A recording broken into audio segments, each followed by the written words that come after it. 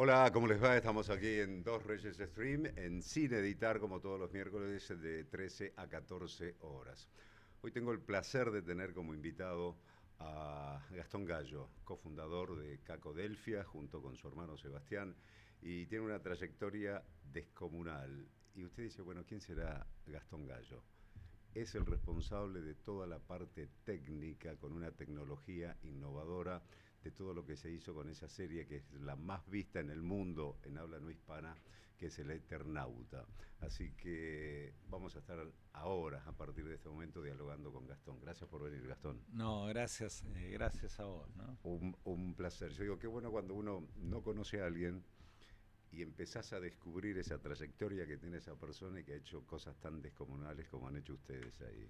Bueno, mirá, Cacodelfia. entrando, primero estamos muy cerquita, ¿no? Sí. Acá en el barrio de Barracas, y lo cual le pone un poco de mística, porque uno ve esta serie, está recorriendo el mundo y bueno, como se piensa a veces que todo es en Hollywood, creer que se puede, que Darín puede estar entrando a un estudio acá 5 minutos del Obelisco, a 10 minutos, y que se logre esa magia es muy lindo. Yo soy el responsable del estudio Cacodelfia, que brindó el servicio de producción virtual, que Sí. afuera se conoce como Virtual Production. Obviamente no toda la serie se hizo así, que tiene muchos exteriores, pero cuando se trabajó en estudio, digamos, se hizo en Cacodelfia con todo el equipamiento nuestro, si en algún caso tuvimos que trasladar, ¿no? ¿Y cuál es la diferencia entre esto, lo virtual production o producción virtual, y la producción tradicional cuando se graba una película, una serie, una publicidad? Claro, bueno, básicamente es que fue existiendo una evolución. En algún momento existía o existe todavía el famoso fondo verde, ¿no? Sí. Que tiene, muchas limitaciones para los actores, principalmente no saben dónde están o contra qué se mueven. Eso es lo primero palpable. Uno lo escucha a Darín, su experiencia, cómo se sintió, y es muy emocionante, pues se siente todo en un entorno inmersivo, Claro. con Buenos Aires apocalíptica ahí adentro, y básicamente es un estudio, casi 1000 metros, en este caso con pantallas enormes de altísima definición, pantallas LED, sí, de altísima definición. No solo la definición, sino que además tiene una serie, vamos a decirle, condimentos técnicos que permiten llegar a una colorimetría y a un refresco, se dice, cómo se conforma la imagen, de tal manera que las cámaras de cine logren capturarlas de una manera espectacular. Y agregado a eso, todo el estudio tiene como sensores que son captados por la cámara, y se le coloca un sensor adicional. ¿Para qué? Para que si la cámara se mueve, el contenido enviado a las pantallas se mueva de la misma manera que nuestros ojos responden con la perspectiva. Claro, uno si no vos es mirás consciente, allá o mirás allá, se te es está el moviendo movimiento. el fondo. Claro. Eso es la magia, ahí se genera el realismo, que era una herramienta que Hitchcock, que amaba todo esto, no tenía, ¿no? No tenía en aquel momento. Pero esto no deja de tener creatividad, porque el otro también era creativo, digo, para lograr todo eso y las escenas y cómo ha ido avanzando el cine.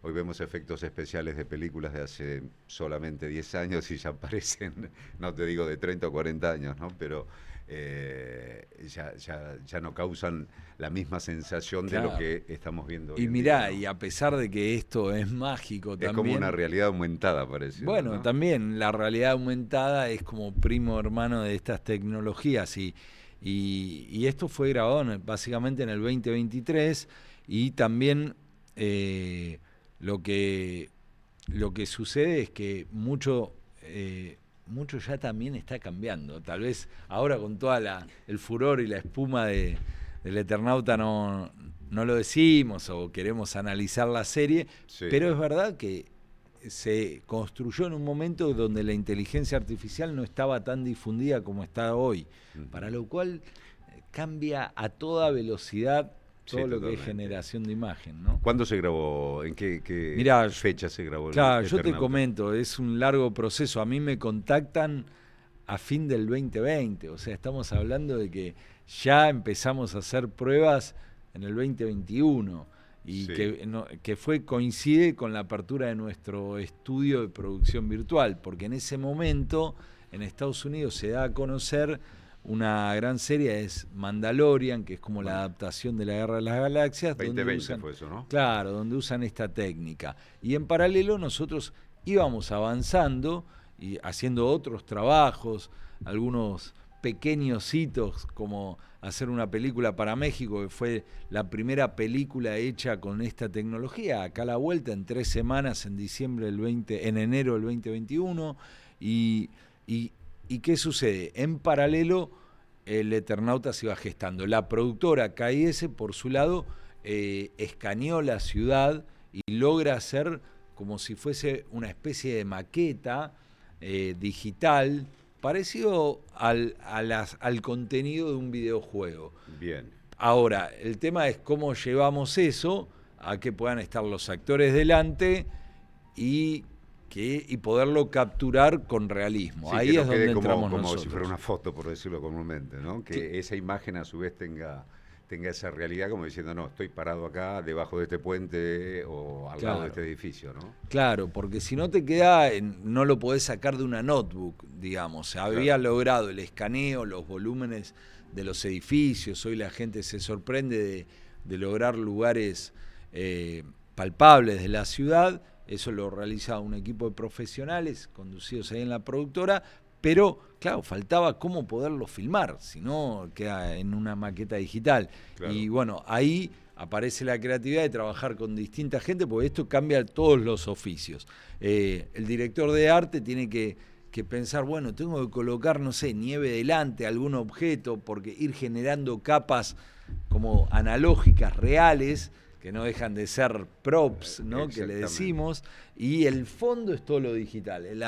La Buenos Aires apocalíptica va a estar allá adentro. Y Darín va a ir caminando sobre todo esto lleno de nieve, vamos a ver la huella, va a ir gambeteando ciertas cosas. Y la verdad que en un momento va a parar porque está la pantalla. Esa fue la primera toma, creo, ¿no? Claro, sí, la más emocionante también, te diría. Y claro, porque todo tiene un límite, aunque tengas 1000 metros cuadrados de estudio, es un momento en que la pantalla está ahí. Ahí saltamos también a un desafío técnico, porque hubo casos donde el director Bruno quería, por supuesto, ¿no? Quería ir todavía más allá de las medidas de cualquier estudio. Entonces, o ampliar la cámara hacia atrás y mostrar todo un mundo gigantesco. En ese caso, tuvimos que exportar todos estos datos, que no deja de ser un archivo de cuentas matemáticas con todo el movimiento de la cámara, para que en postproducción, digamos, no sea un chino básico y puedan completar todo, ¿no? Claro. Yo me pregunto, ¿esto facilita el trabajo de postproducción? Si tengo una producción tradicional, digamos, cuando teníamos el green screen, digamos, la tela verde donde estaban los actores, ¿ahora es menos trabajo de postproducción o más fácil que cuando tenían allí el fondo verde? Sin duda que es más fácil, y además de ser más fácil, mejora la calidad de todo el producto final. Primero, que no era este el caso, pero en muchas producciones el director entrega su producto y le pierde el control porque pasa a manos de programadores. En este caso es mucho más lo que el director tiene en el momento de la toma, o sea, se busca prácticamente que la escena esté terminada ahí. Por supuesto, acá había que agregar, no sé, escarabajos gigantes, había que agregar efectos todavía en postproducción, pero muchas tomas se buscan terminar en el set. Y el otro punto... Como en una grabación, una filmación tradicional, digamos. Claro, de la misma manera que una... Con la escenografía física, digamos. Claro, exactamente. Ponele, mirá, la semana pasada... cuento apenas una breve infidencia, ¿no? Viene acá en el estudio, estaba filmando Franchella, Arturo Puig, bueno, en escena del encargado, ¿no? Sí. Y ¿cómo es? Y Y bueno, y sé que ahí se busca terminar toda la escena, ¿no? O, por ejemplo, nos ha pasado también una producción, estaba en San Martín de los Andes filmando y tenían que hacer un montón de autos, y me acuerdo que, claro, cortar una ruta es realmente muy difícil, entonces o se quejan los vecinos, o no es tan fácil para los actores. Autorizaciones, permisos y toda la carga momento, social. Bueno, de un día para el otro la trajeron, era la China Suárez, era protagonista, vinieron para acá y en un viernes trajimos, digamos, todo San Martín de los Andes, esos caminos, se metieron en este entorno bien inmersivo de pantallas y en un viernes filmaron todos los autos. A las 7 de la tarde, una troupe de 200 personas terminó su trabajo y la verdad de una manera relajada y sin tanto sufrimiento. Te hablo de la técnica en general, no claro, otro tipo de proyectos. Digo, esto disminuye el tiempo de decir, bueno, voy a grabar esta película. Tradicionalmente me llevaría tanto tiempo por las locaciones y todo eso, y de esta forma con la producción virtual se reduce la cantidad de tiempo en que se graba una película. Mirá, sin duda, es verdad que en el caso del Eternauta, por las dimensiones de ese proyecto, requirió una previa muy, muy fuerte, pero también porque se estaba trabajando, como quien dice, en los límites del conocimiento de la tecnología que existía en ese momento. Pero con una previa de pocas personas, después el rodaje baja mucho los costos, se ahorra postproducción y un tema de la técnica que me faltó contar. En el estudio no solo es importante ese fondo digital, sino que también tenemos todo un techo de LED y todo a los costados que no están saliendo en la cámara en ese momento, con las mismas, la misma escena, los mismos colores. Es decir, si vos tenés ahí parte de la ciudad continúa, o la montaña, tenés San Martín de los Andes, no es que podés poner solamente en el fondo, sino te queda trucho. Vos tenés que tener esos mismos colores y temperaturas y objetos que te reflejen, y todo eso en postproducción, no digo que sería imposible, pero sería un trabajo infinito, ¿no? Con la tecnología tradicional sería. Con la tecnología tradicional del fondo verde. Acá, en cambio, todo esto te permite prácticamente llevarte el contenido final en el momento. Y eso le da más poder al director de fotografía y más poder al director, que de entrada pueden estar asustados con la tecnología y después se dan cuenta que no. En el caso de Bruno Estañaro, allí en la película Eterna, yo digo, por ahí él ya ha tenido experiencias de hacer películas u otros trabajos con esta tecnología, ¿o era su primera vez? Mirá, sin duda, sé que esta tecnología concreta con pantalla de LED fue su primera vez, pero él venía trabajándose, por ejemplo, además alguna vez he tenido posibilidad de visitar algún rodaje de un Gallo para los Esculap y demás, que lo trabajaban proyectores y demás. A ver, esto es una evolución en la historia del cine, no es que es algo que apareció en la nada, aparece de combinaciones de distintas tecnologías. La pandemia forzó tantas cosas, y aceleró este proceso también. Aceleró también los streaming, aceleraron tantas cosas, entre otras. En este mundo audiovisual aceleró esto. Se dieron cuenta que para filmar Game of Thrones ya no tenían que ir a Nueva Zelanda, no sé, o a Islandia 500 personas. En tal caso podían mandar a 5 o 6, capturar imágenes, buscar simularlas, se meten en el programa. Exactamente. Y porque yo me imagino el ensamble de todas las tecnologías y las técnicas o los técnicos independientes que trabajan, yo digo, y el director sentado acá que tiene que ver la parte artística de lo que quiere mostrar en esa toma y en definitiva lo que va a quedar en la pantalla.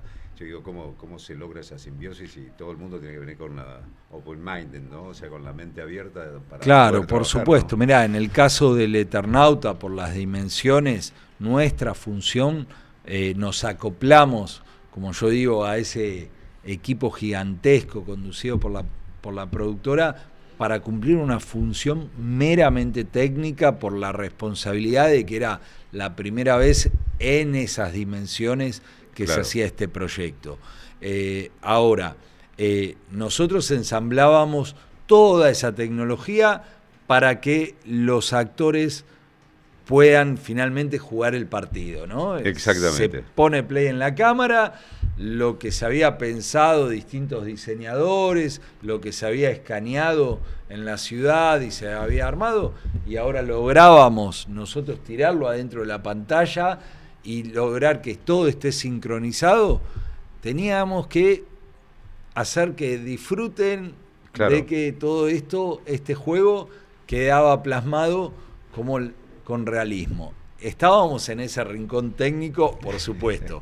Cuando algo pasa, ¿viste? Se te Sin ponen duda. todos así a mirar, la compu, y la presión aparece. Pero nosotros Totalmente. trabajamos para que eso no suceda, ¿no? Claro, porque el director, en su cabeza, lo artístico de todo esto, lo de ustedes es arte también, en otra dimensión, Por supuesto. digamos, ¿no? Pero decir, bueno, yo quiero esta toma, este plano, y los actores interactuando de esta forma. Y yo digo, hay que lograr eso, por Dios. Mirá, yo, perdón que te cambio de frente, pero tiene No. que ver muchísimo. Estaba viendo la carrera de Colapinto, ¿no? Sí. Y veo que uno entra a boxes, pum, 2 segundos, 3 le cambian la rueda.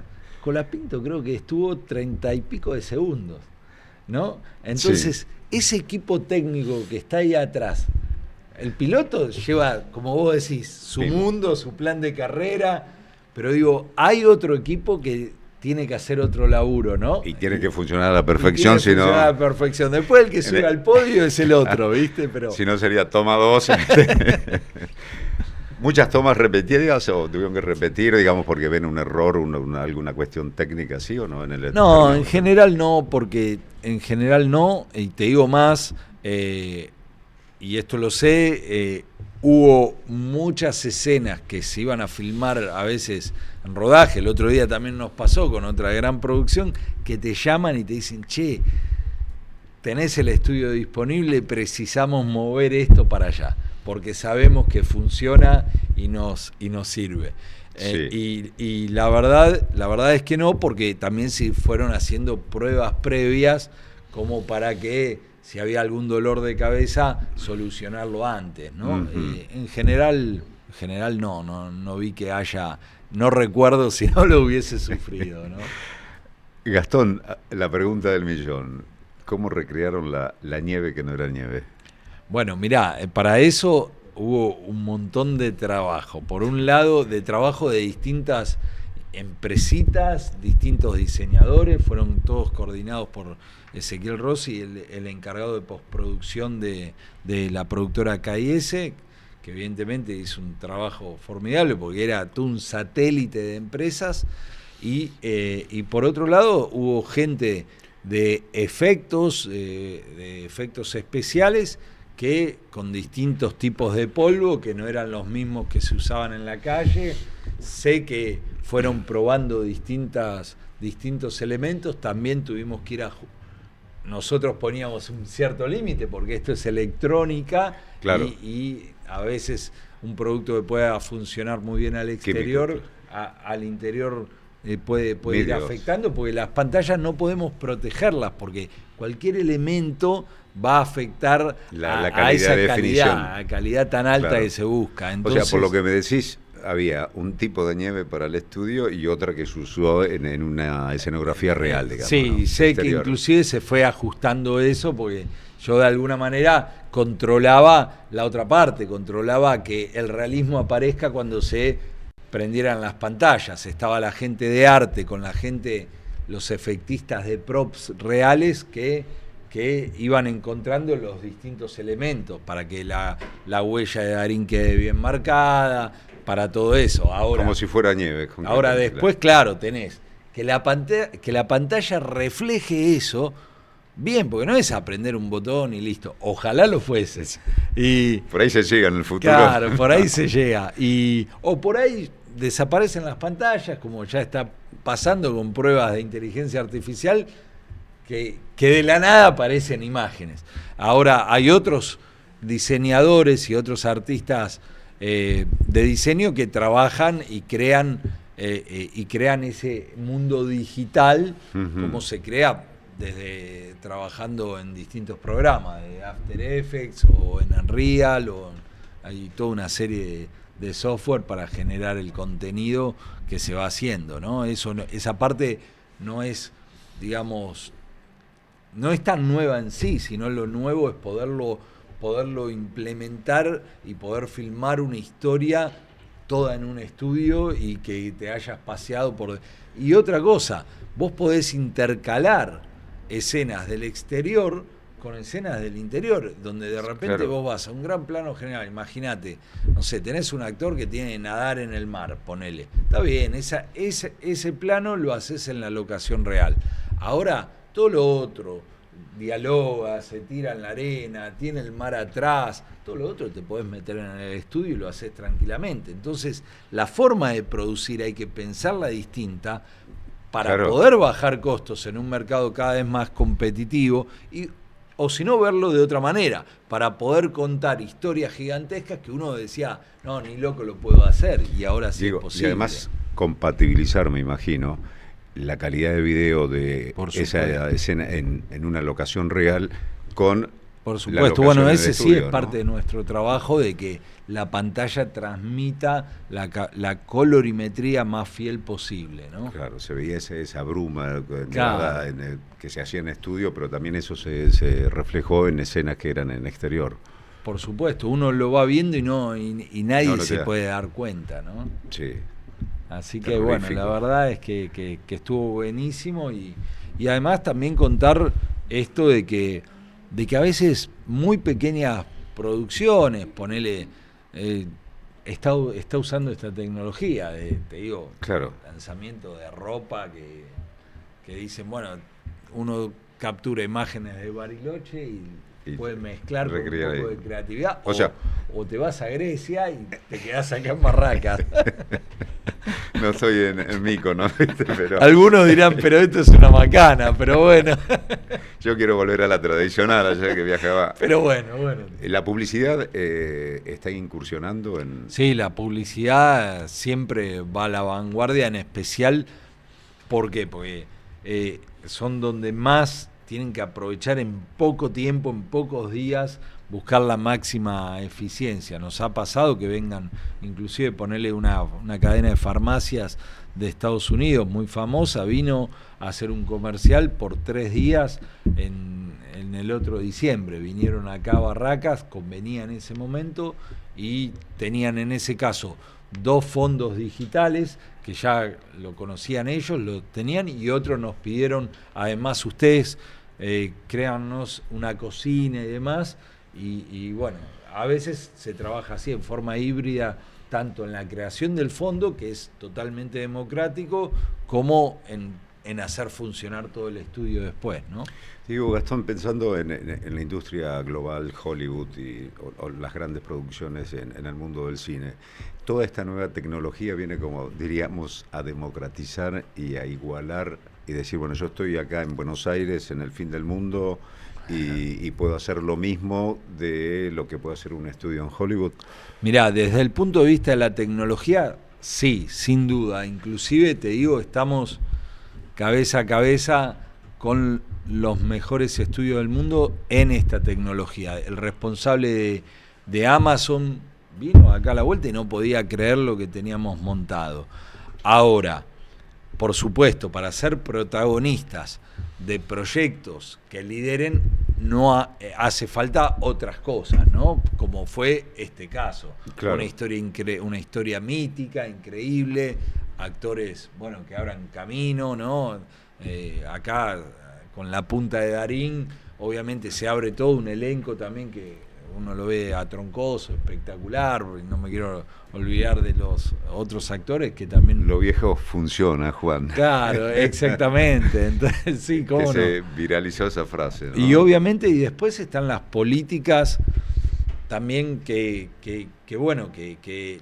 eso a veces cada país o cada zona busca empujar también que las producciones vayan a su destino. Eso ya es un territorio que no depende tanto de uno, pero que sin duda se mueven, ¿no? O sea, si el país acompaña todo, primero la tecnología, ¿no? Uno tiene que tener acceso a la tecnología en las mismas condiciones. Basta pensar en cuando Trump esos días dijo, bueno, vamos a poner la barrera a los chinos, y a los 2 minutos dijo que entren los iPhones, que entren las computadoras, pues se dio cuenta que no era tan fácil. Claro. Entonces el acceso, ahora después tenemos el recurso humano, sí, decir, yo con esto voy a intentar hacer algo mejor o algo a menor precio, o voy a contar mis historias que no se encuentran en otro lado, y por supuesto después somos una industria más adentro de un montón de industrias que uno precisa un marco que empuje, ¿no? Que empuje. Eso no depende de uno solo, ¿no? Te preguntaba, por ahí me lo dijiste y no lo recuerdo, ¿cuánto tiempo cuando empezaron a grabar concretamente? No todo el preparativo y toda la evolución y lo que iban buscando el Eternauta, en la parte de ustedes. En la parte nuestra te diría que hubo, yo recuerdo como 90 jornadas fáciles, ¿viste? 3 meses. Sí, lo que pasa también tuvimos que hacer montaje y desmontaje en algunos casos, tuvimos que hacer pruebas previas, o sea, el día previo a que ellos lleguen, ¿me entendés? O sea, porque uno va trabajando para que llegara de repente se labura todo un fin de semana para que el lunes arranque, y acá se construyó, ponerle el muelle, no sé, como te diga, el muelle con todos los veleros estaban digital, y hay una escena sin spoilear mucho, pero bueno, hay todo un muelle construido delante del estudio, vías, tren metido adentro y caminando por las vías, por darte ejemplos que todas esas construcciones requieren tiempo, ¿no? Y eso es artesanía tradicional, que como dicen, unido con lo digital. Parte de esto de la producción virtual también se puede resumir como unir el mundo real con el digital, ya sean tomadas en el exterior que después empaten con lo que se hace dentro del estudio, como dentro del estudio, es decir, si nosotros estamos con esta mesa, estas sillas, bueno, no sé, capaz si tengo esto, puedo tener atrás un fondo todo futurista o totalmente, de la dimensión que quiera y que el espectador se lo crea, ¿no? Hay una imagen muy particular ahí, que era ese puente, creo, debajo, como la General Paz, y toda cubierta o autos apilados unos arriba de otros. ¿Eso es una imagen real que se llevó, se escaneó, o todo por arte electrónico, por decirlo así? No, mirá, lo que se metió adentro de la pantalla, de la realidad, o sea, del Puente Saavedra o de edificios particulares, eso fue escaneado, que se mete adentro de un software, es el mismo software con el cual se crean videojuegos, se llama Unreal Engine, que es el que se usó, el motor Unreal. Se escaneó, hicieron un trabajo de fotogrametría para tener la textura. Hoy inteligencia artificial está modificando esos procedimientos, pero en ese momento usaron esa técnica. Ahora, ese software nosotros tenemos que lograr sacarlo de una notebook y meterlo en un mundo gigantesco para que haya actores, tiremos nieve, que todo se crea, mover la cámara y que eso se mueva y que todo funcione. Entonces, contestando tu pregunta, había autos reales metidos adentro del estudio y una pila de autos contra un puente metidos adentro de la pantalla.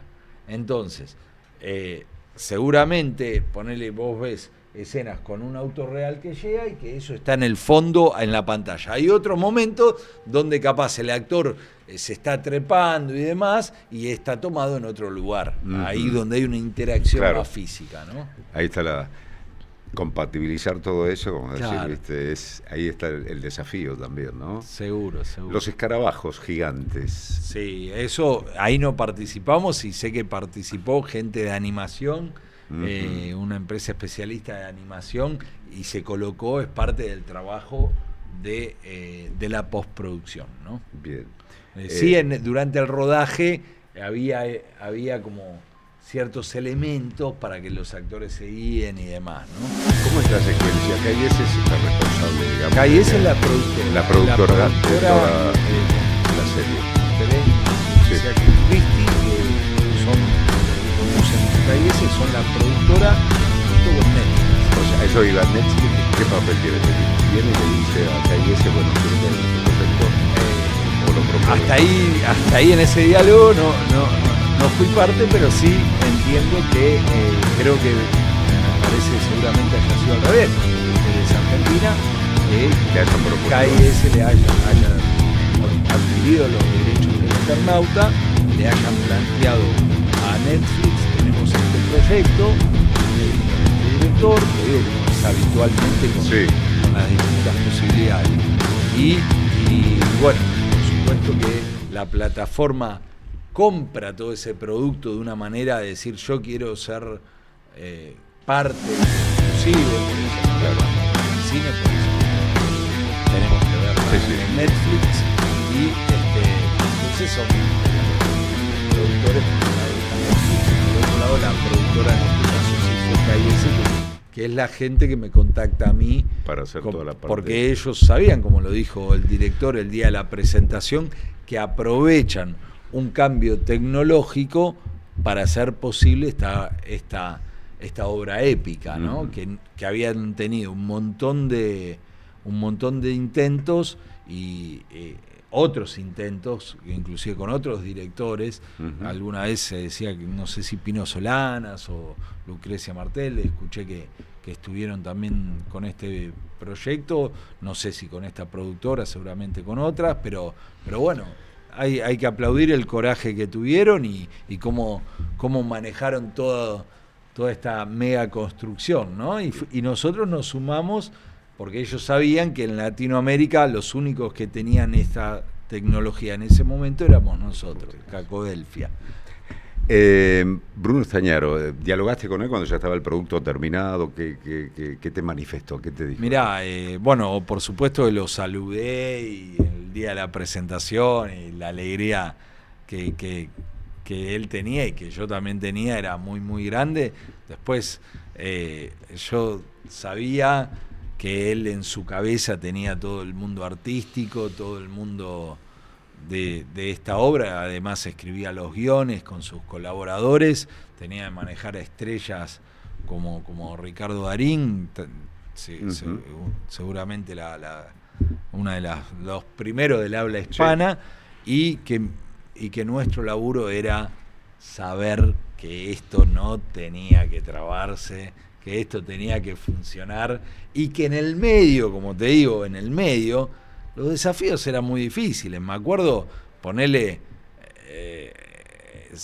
unos cuantos meses antes del rodaje, una vez que ya, digamos, toda la producción nos dice, precisamos que ustedes saquen esta información porque después en postproducción se tiene que completar esta ciudad infinita.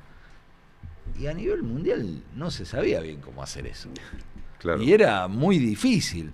Y obviamente detrás ahí estaba la presión del director hacia la producción, y muy bien, porque era un director exigente que buscaba, como quien dice, el máximo la excelencia de todo esto.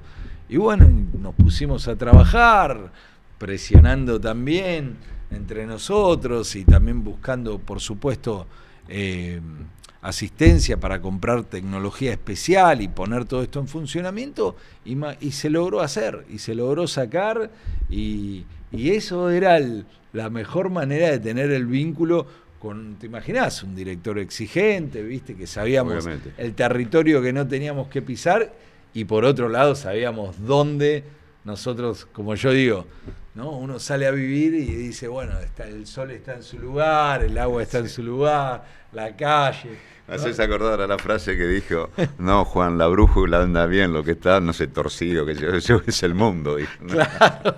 Bueno, nosotros sabíamos que todo tenía que parecer, todo tenía que funcionar, si no, claro, venían a hablar, todo estaba bien, ¿viste? Gastón, y eso tiene que ver mucho el ingenio argentino de esa capacidad de adaptación que tenemos en momentos de crisis o de tensión o de buscar algo más, que por ahí en otras partes del mundo todo es más estandarizado y acá es como que la reacción puede ser casi instantánea.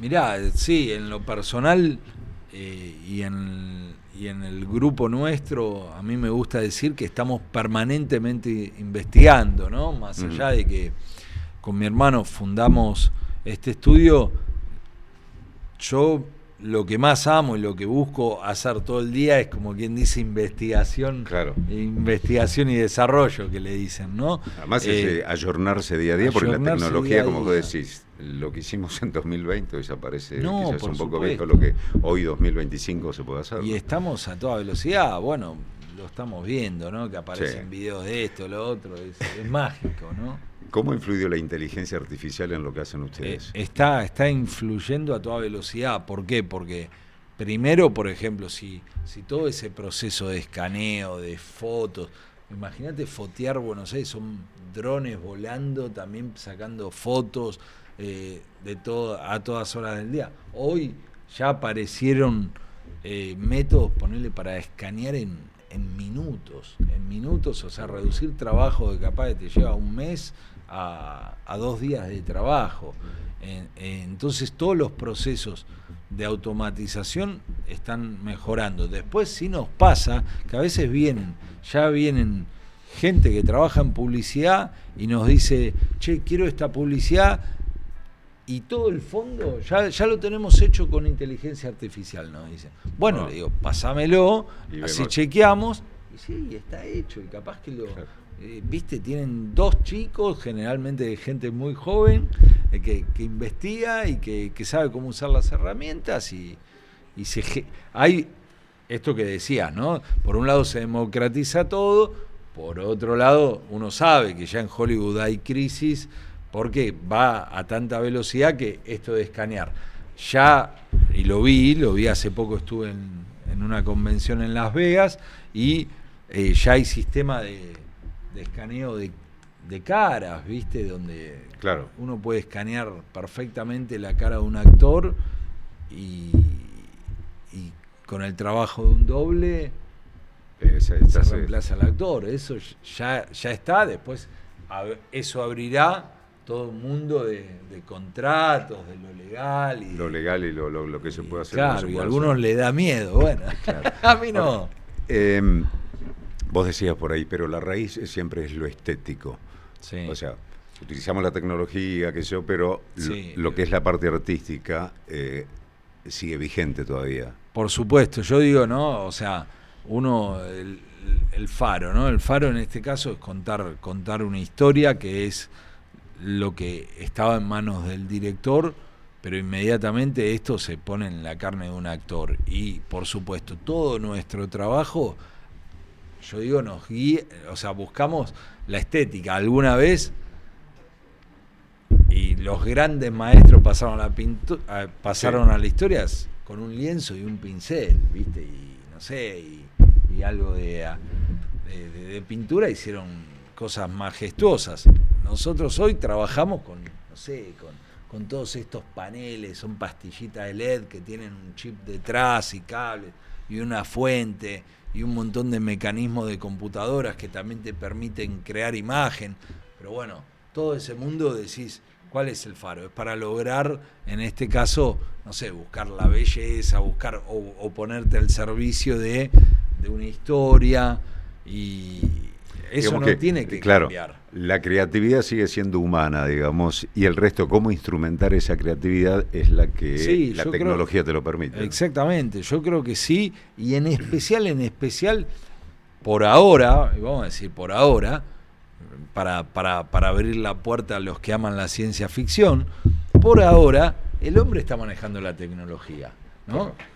Lo cual, más allá de que a veces dice, bueno, pum, se apagó la luz en toda una ciudad o en todo un país, pero bueno, digamos que ahora aparecen tecnologías que van a una velocidad impresionante, que pueden decir, y antes para traducir, bueno, ahora se traduce así, ahora puedo generar imágenes en 2 minutos, como uno dice, va a poder viajar de una ciudad a la otra sin salir de un lugar, y todo en un entorno inmersivo.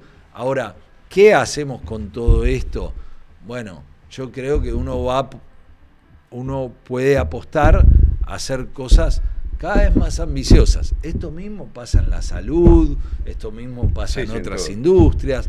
Entonces tenemos que estar, digámoslo, recontra abiertos y positivos. Lamentablemente también pasa, no sé, en las guerras, pero bueno, no nos dedicamos a eso, nos dedicamos al entretenimiento y en este caso es todo bueno. El desafío es estar siempre arriba buscando hacer algo más lindo, más épico. Digo, y cómo la investigación, el afán por avanzar, qué sé yo, se antepone o va varios pasos más adelante de una formación formal, tradicional en un colegio y una universidad para hacer todo esto, ¿no? Sí. Yo te imaginas que en lo personal yo estudié administración, seguí estudiando después administración, vengo de un mundo vengo del mundo de los fuegos artificiales, hice espectáculos con... Ayer tú hiciste por distintas partes del mundo shows de fuegos artificiales.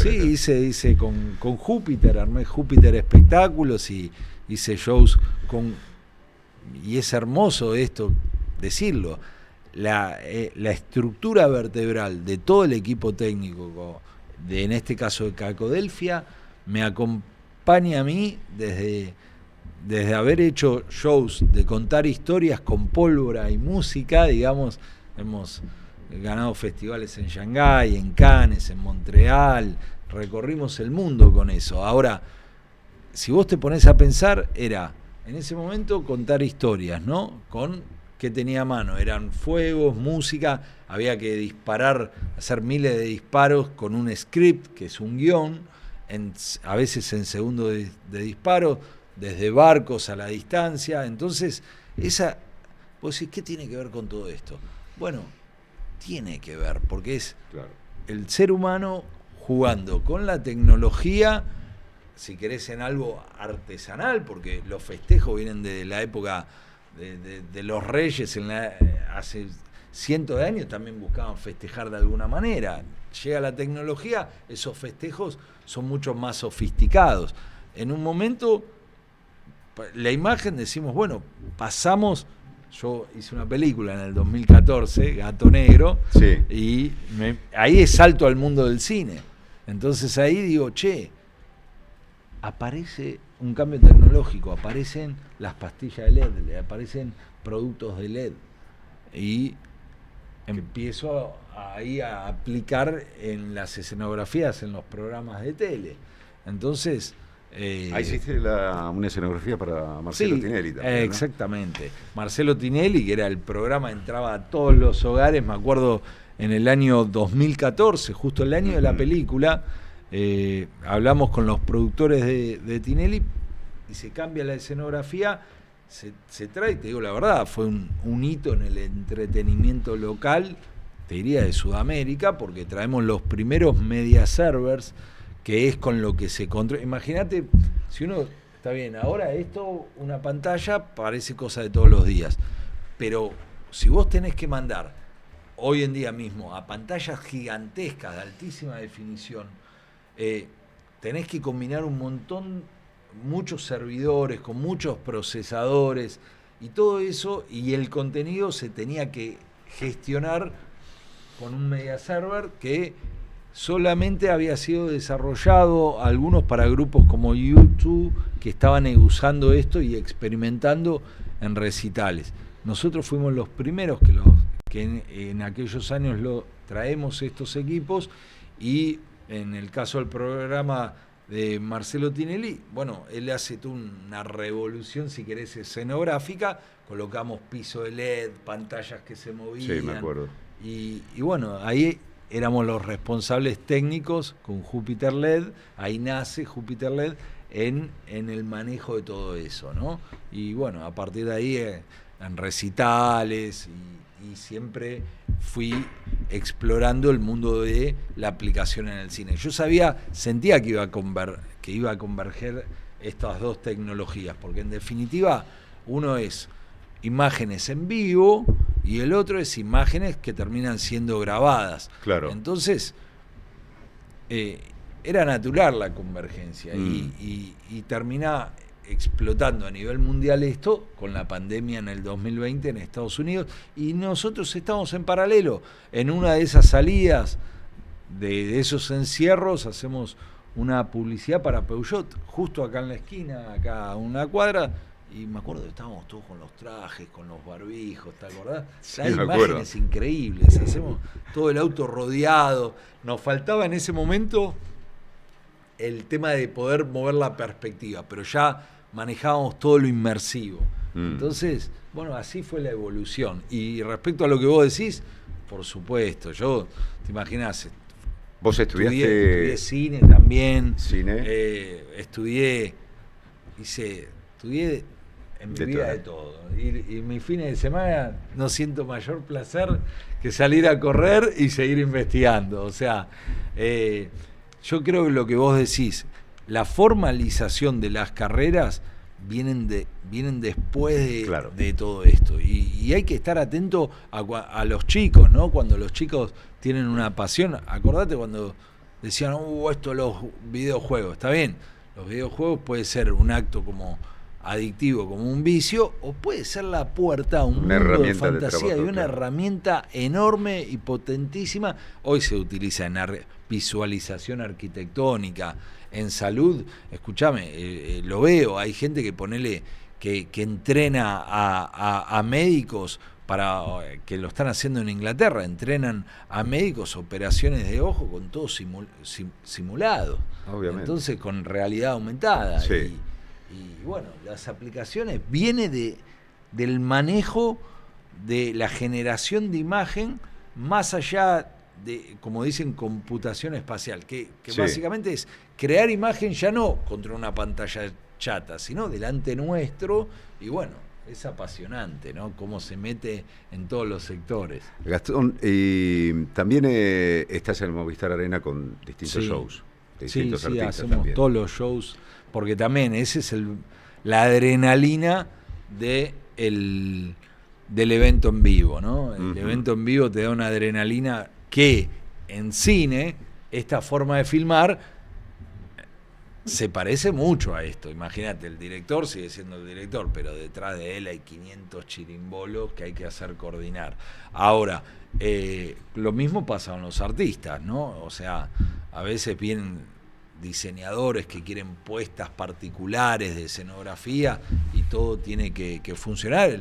Es cierto decirlo, vale decirlo, el Movistar Arena de acá es uno de los principales a nivel mundial, ¿no? Está hecho con una, Está una tecnología muy bien avanzada. hecho, Sí. y inclusive figura, creo que está entre los primeros 5 lugares del mundo en cuanto... Creo que Londres, Madrid... Claro, sí, está muy bien Sí. valuado artísticamente por las productoras internacionales. Y bueno, ellos también son muy exigentes y nosotros tenemos que laburar, no fallar en los tiempos que ellos nos dicen. Los montajes siempre son nocturnos entre artista y artista, y por supuesto, cada artista hoy tiene su troupe de chicos, vamos a decirlo, chicos, para incluirlos, Sí. y que generan muchas veces su contenido, pero que de vuelta lo quieren tirar a escenografías cada vez más grandes, más grandes, que hagan piruetas, y bueno, ahí es donde tenemos que estar y hacerlo que funcionar. estás relacionado con el mundo de espectáculos musicales, ¿verdad? Sí. La esfera que tiene YouTube en Las Vegas Sí. también es... Bueno, es una tecnología parecida, se utiliza, ponele... Fue un amigo me dijo que fue a Sí. Las Vegas hace un mes, y estaba el show, fue a verlo, y YouTube no estaba en el escenario. Pero Claro. vos lo veías a Bono, por ejemplo, y dice, Claro. no lo podés creer. Sí, bueno, tienen obviamente los recursos para poderlo hacer, pero sale todo de este mismo nido, ¿viste? Claro. Es increíble lo que puede llegar a pasar el día de mañana acá. Pero que no porque- lo hagan con conductores de noticieros. No, ¿cómo no? ¿Cómo? Y bueno, un holograma puede aparecer en cualquier momento. No, seguro. Hubo una experiencia, creo, no sé si en Corea, en donde era un holograma de una conductora de noticieros y era el de mayor rating en Corea.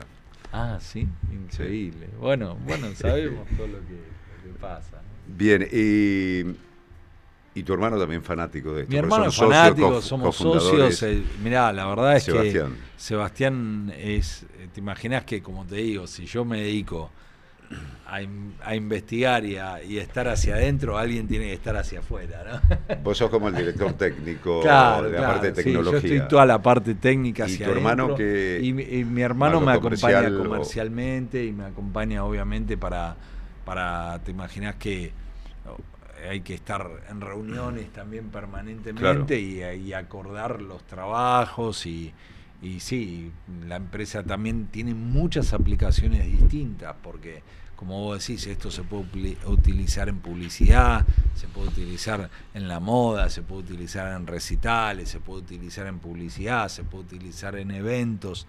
Entonces nos dividimos un poco el trabajo también. Es cierto que la tecnología cambia mucho de esto, no hay que ocultarlo, es una realidad, es fabricado en China. Eso te voy a preguntar, porque Sí. decís, bueno, hoy tienen esos 3 estudios ahí, pero Sí. digo, en el inicio, bueno, che, tenemos que comprar estos fierros, como se Claro, dice en la jerga, claro. y es poner plata, Y invertir. por supuesto, es ¿Y eso invertir. cómo ha sido la evolución? en Bueno, el la caso de evolución, como te decía, por un lado, ya veníamos del mundo Júpiter a Sí. Júpiter LED y teníamos el conocimiento, el manejo de todo el mundo de pantallas, pero hacía falta algo, un escalón bastante más que un escalón, que es entrar en la sofisticación de la aplicación al Claro. mundo del cine. Al mundo del cine, por decirlo como lo más exigente. Exactamente. Y bueno, esa era la parte que más me gustaba a mí, pero también, te imaginas, hay que viajar a China, hay que hacer... Bueno, mi hermano también es un apasionado, por lo menos, de todo ese mundo. Viajamos desde hace muchos años y él logró profundizar más esas tierras todavía, ¿no? Bien, ¿y qué planta permanente tienen en Y Cacodelfia? te diría que seremos en total cerca de 50 personas fijas, ¿no? Fijas, y después Sí, cuando sí. hay una Y producción después determinada... cuando, obviamente, se crece o en función de los proyectos, ¿no? Claro, y hay personal capacitado, específico, que necesitamos esa Sí, persona para distintas sí, áreas. ¿En por Argentina lo supuesto. conseguís? A ver, son muchas derivaciones, como te decía. Sí. Hoy entra inteligencia artificial. El viernes pasado hicimos vamos a decirle, un encuentro, Sí. otros marketineros le dirían una convención, pero bueno, un encuentro con una comunidad, pues son chicos que se van, eran varias comunidades, todos de chicos que trabajan ya sea o con programas de diseño así sofisticados como esto de los videojuegos, pero ya directamente iban hacia la inteligencia artificial. Ya, claro. Y nos juntamos, y 300, éramos 300, 300 vinieron, también había un par de empresitas, había uno que nos hablaba de Texas, otro que estaba rodeado de robots, trajeron un robot acá, y como te digo, ahí, o sea, eso nuevo, y nadie puede saber de todo. Tenés que Obviamente. ver, ¿quién está con esto nuevo? Y vas a ver que hay chicos que están también experimentando, haciendo pruebas. Lo más difícil a veces es decir, ¿qué es lo que...? Bueno, está bien, pará. Hoy, yo tengo que utilizar algo hoy. Bueno, hoy, ¿qué aplico? Ahora, vamos a saber hacia qué, más o menos, en un plazo corto, lo de hoy, cómo puede llegar a ser reemplazado. Pero hoy, ¿cuál es la mejor opción? A veces uno usa ejemplo, ¿no? Como cuando uno se lesiona una rodilla, bueno, Sí. no siempre hay que operar, a veces uno zafa de la operación. Esto es parecido, a veces uno puede utilizar todo el estudio con un nivel de sofisticación menor y salir rápido y lograr rápido el resultado. Hay veces que no, hay veces que hay que ir a un nivel de sofisticación mayor. Entonces, como te decía, según el área, hay gente que, por lo menos experimentando, que le tenés que agarrar y decir, che, vení, queremos hacer esto, ¿te sumás? Es medio así, ¿viste? Y las escuelas van de atrás. ¿Qué escuela? Y es re difícil. Porque, Es complicado eso. Porque uno dice, Y tenés que saber de estética, tenés que saber de tecnología, tenés que saber de filosofía, tenés lo que quieras, tenés que tener la pasión para ir aplicando e ir moviendo. Digo yo, vos estudiaste cine, me dijiste. Sí, estudié también cine, entre otras cosas. Entre otras cosas, digo, pero en el momento que estudiaste cine, a la forma en que se hace cine hoy, nada. Tenés que ayornarte casi constantemente. Por supuesto, digamos. Por supuesto, es completamente diferente. Yo estudié cine porque me gustaban también contar historias, me gustaban las imágenes. Estudié de grande, estudié primero administración, me puse a estudiar, no es que terminé una carrera formal de cine, estudié 4 años, hice cursos de guión, estudié fotografía un montón de tiempo. Ahora, al trabajar también uno estudia, ¿no? Y hoy Obviamente. se estudia distinto también. También la pandemia nos pegó y nos dijo, che, se pueden hacer las cosas diferentes. Pero obviamente uno se va formando y bueno, es difícil hoy decir cuál es el camino para llegar a esto, ¿no? Porque uno no sabe inclusive mañana qué es lo que va a dominar, pero yo soy un convencido que se va a filmar completamente diferente en muy poco tiempo. Recordaba a Ricardo Darín haciendo una entrevista sobre el Eternauta, cómo se había grabado y las pantallas LED, y le dijo a quien lo entrevista, dice, deseo que tengas alguna vez la experiencia de la vida, enfrentarte a esas pantallas LED y te vas a caer de culo. Sí. Bueno, digo, Claudio, te invitamos, te invitamos. Yo digo, que Darín diga eso, decir cómo sentirse frente a esa pantalla y generar esa escena, además de todo el dramatismo y toda la condición actoral de un actor determinado, decís, wow, cómo tienen que ayornarse los actores también a eso nuevo, ¿no? Sí, por supuesto. Mira, primero lo diga Darín, uno siente como una emoción porque en esto, yo digo, es como nuestro Maradona, ¿viste? Que te abre, te abre puertas por todos lados y por otro lado, me parece que lo mágico que se debe dar ahí es que el personaje, que es la base de la historia, en algún costado de su cabeza, él está dominando. Cuando él actúa y logra hacer la escena bien, no hay mejor ejemplo que él está dominando toda la tecnología que está alrededor. La tecnología está a disposición de él. Está a disposición de él. Y él le gana, si querés. Porque ¿no? Su rostro, su expresión, su acción es lo que capta la atención. Entonces es como que todo se acomoda mágicamente, como vos decís, claro, alrededor del humano, ¿no? Ojalá sea siempre así. Una cosa es tener una escenografía fija, que vos decís, bueno, vengo acá, tengo que pasar por detrás del escritorio, pararme, decir tal cosa, pero a otra cosa distinta, pero decir, no es que hay un rechazo, digamos, también hay que tener la cabeza abierta para eso, ¿no? No, por supuesto, hay que tener la cabeza abierta, y te imaginás, cuando uno está también experimentando y demás, a veces se frustra. Y sí, te pegás unos cachetazos comunales, claro que ¿no? sí. ¿No? Alguien cuenta por ahí, uno muestra los goles, pero antes, ¿no? Cuando van a vender a un jugador, ponen todos los goles que hace, pero no los que erró, ¿no? Siempre me gusta saber el origen de los nombres, de por qué se le puso tal nombre, por qué le pusieron Taco por Delfín. Supuesto. Bueno, ahí mi hermano me ha ayudado mucho, porque es como un homenaje a una obra también media épica, tal vez escondida todavía, ¿no? Pero de Leopoldo Marechal, de Adán Buenos Aires, ¿no? Que adentro de ese gran novela, ¿no? Que también habla de personajes argentinos con mucha calle y también muy intelectuales y de todo junto, mezclado. En algún lugar él se mete en una especie de túnel que hace referencia, si querés, a un infierno también, o hay algo que ver también con el infierno del Dante, vamos a decirlo así. Viene de ahí, ¿no? Viene de ahí. Cuando él queríamos un nombre que sea completamente diferente, disruptivo. Y bueno, me acuerdo que leí la novela sí. Y le dije, sos un genio, le dije a mi hermano. Entonces, le das el copyright a él, entonces. Sí, totalmente, porque había de jugársela y bueno, me encantó. Gastón, se nos acabó el tiempo, fue un placer conocerte y que podamos difundir todo el enorme trabajo que hacen. No, te agradezco a vos, Claudio, por la oportunidad, por este espacio, a todos ustedes y bueno, genial, están invitados también a... Echamos a dar una vueltita por ahí de las pantallas. Dale, muchas gracias. Gracias por todo, un placer. Muchas gracias, che. Nos vemos el miércoles que viene en Cine Editar por Dos Reyes Stream. Gracias. Bye.